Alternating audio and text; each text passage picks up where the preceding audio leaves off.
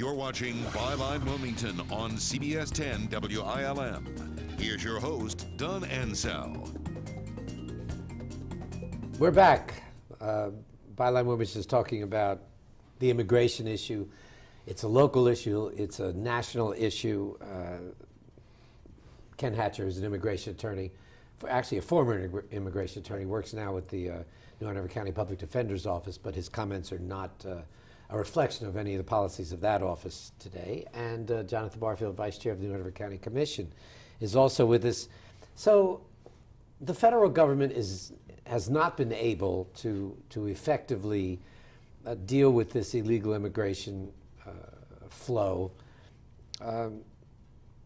So the state or Arizona says if we have to, 7%, I've got some staggering statistics about what's happening in Arizona. 7% of the people there are illegal immigrants. Billions, they say it's costing taxpayers in Arizona $2.7 billion a year because of illegal immigration. I wouldn't say that would be the case here.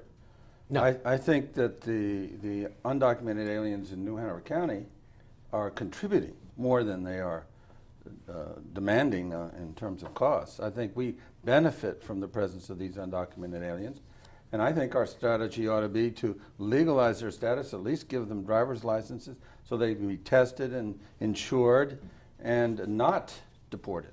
I think that's against our interests. Now, there are then violations. what do we have these laws for? Well, why don't we just open up the borders and say, let's go? No, we need to know who's coming in, and we need to have them tested medically. We need to have their backgrounds checked. Who pays for all that? Well, that's a federal responsibility, and they are. They have tried in the past to get comprehensive reform. Wait, when you say it's a federal response, excuse me for interrupting, but when you say it's a federal, my question was who pays for it? It's like we do, and we're struggling now to meet our financial responsibilities. Individuals, the federal government, states, on every level. So who pays for all that? Well, clearly, if the federal government doesn't take on its responsibility, it falls on the localities. But here, I think we are a net gain. It's not costing us. I don't think we need to be too concerned about it here. Overall, nationally as a strategy, we need to control our borders, and I think we need to regularize the status of those who are here currently without documentation. I hear everybody say that we need to control our borders. Evidently, we don't know how to do that, or we can't do that, or it's too expensive to do that. You know, Don, the reality is people are coming here to work.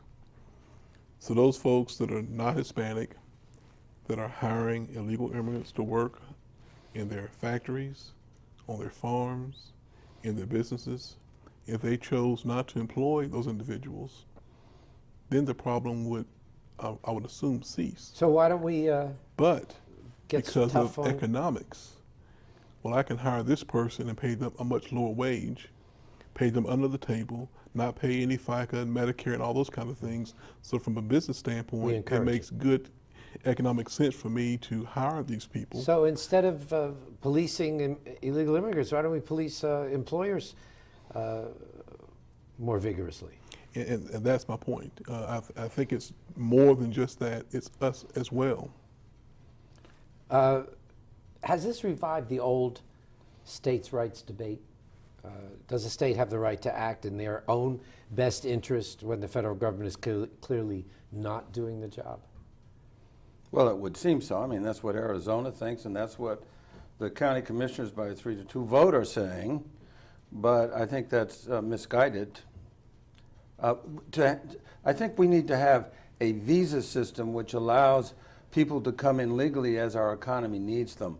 We will reduce the number of people coming in illegally if they can get legal visas. And we don't have to worry so much about border security because we would have a much better control of people coming in that way. Then there's the controversy about why a body like the New Hanover County Commission, with everything it has on its plate, would take the time and initiative to vote to support Arizona SB 1070. Why? I have no earthly idea. Who brought it to the table? Commissioner Bobby Greer. Bobby Greer. Another county in North Carolina passed a similar resolution. Our state has not adopted that. Our state General Assemblies, there was a representative that was trying to push a bill through. Apparently it got stuck in a rules committee, which means it's not going to go anywhere.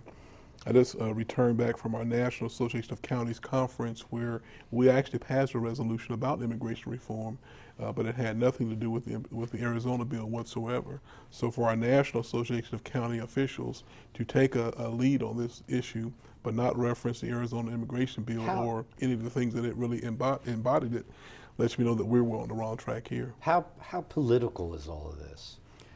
I mean, I think it's very political. You have the Latino vote is one of the fastest growing block of votes in the country. They get the message that they're not wanted. Why would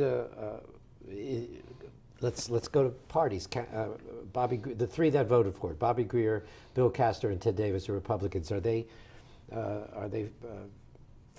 fermenting that Republican base with that, bring something up like that? Well, that would go in line with what the editorial in the Star News said this morning.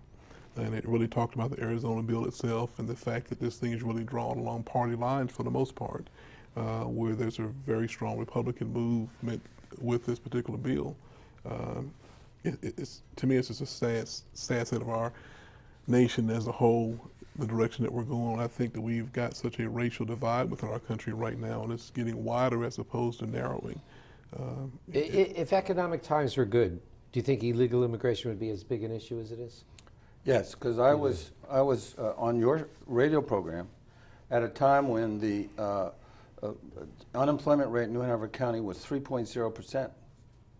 The county needs unemployment in order, some degree of unemployment in order for new businesses to find workers.